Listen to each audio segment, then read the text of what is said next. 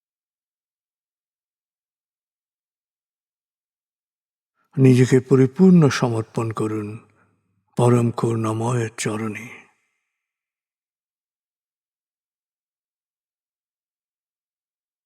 অনুভব করুন অন্তরের গভীর থেকে ধ্বনিত প্রতিধ্বনিত হচ্ছে, আমার ত্যাগ, আমার স্মরণ, আমার মেধা, আমার মনন, আমার কলম, আমার বচন, আমার শক্তি, আমার ধন, আমার জীবন, আমার মরণ, আমার সব কিছুই মহাবিশ্বের প্রতিপালক হে আল্লাহ, তোমায় করছি সমর্পণ। অনন্ত অসীম দয়াময় প্রভু, তুমি নিরঞ্জন, তোমার রহমতের ছায়ায় আমায় রাখো প্রতিক্ষণ। তোমার রহমতের ছায়ায় আমায় রাখো প্রতিক্ষণ। তোমার রহমতের ছায়ায় আমায় রাখো প্রতিক্ষণ।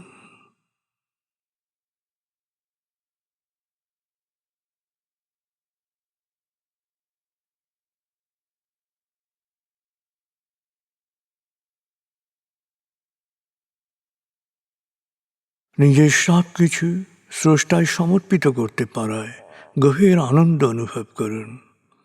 আর যুগে যুগে কালে কালে সকল জনপদে যারা সত্যের বাণী, সমর্পণের বাণী প্রচার করেছেন, সকল আসক্তি, অবিদ্যা, জাহেলিয়ত, শোষণ ও বঞ্চনা থেকে মানুষকে মুক্ত করার জন্যে অক্লান্ত পরিশ্রম করেছেন, আত্মত্যাগ করেছেন, তাদের প্রতি গভীর কৃতজ্ঞতা প্রকাশ করুন।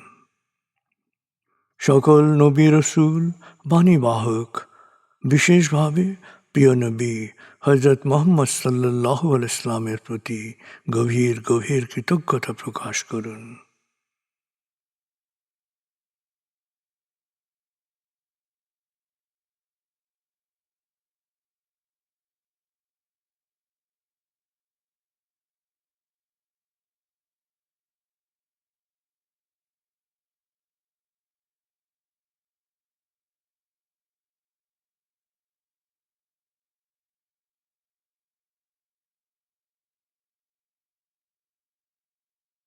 এবার নিজের জীবনের ধাপগুলোকে খেয়াল করুন। জীবনের প্রতিটি ধাপে যাদের কাছ থেকে উপকৃত হয়েছেন তাদের কথা এক এক করে মনে করুন, তাদের প্রতি গভীর কৃতজ্ঞতা প্রকাশ করুন।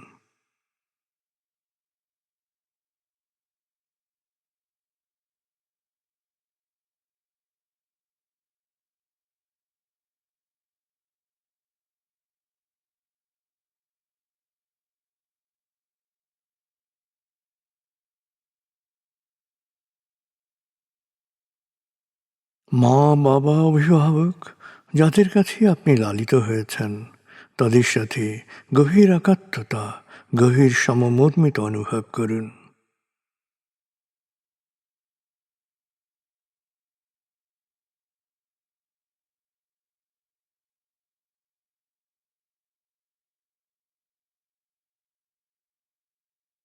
তারা কোনো রোগ ব্যাধি বা বয়সজনিত অক্ষমতায় আক্রান্ত হয়ে থাকলে তারা শৈশবে যে মমতায় আপনাকে লালন করেছেন একই মমতায় তাকে লালন করুন।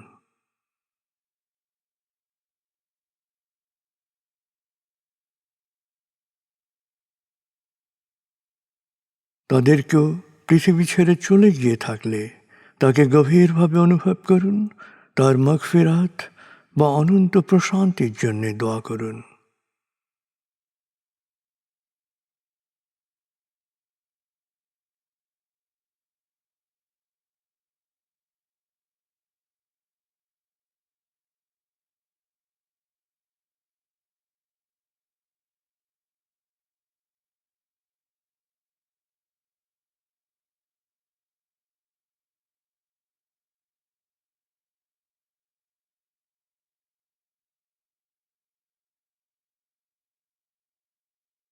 স্বামী, স্ত্রী, ভাই বোন, ছেলে মেয়ে, আত্মীয় স্বজন, প্রতিবেশী এবং আত্মার আত্মীয় যারই যে কোনো শারীরিক মানসিক কষ্ট থাকুক, দুঃখ থাকুক, যন্ত্রণা থাকুক, এক এক করে তাদের দুঃখ, কষ্ট, যন্ত্রণা, অশান্তি খেয়াল করুন।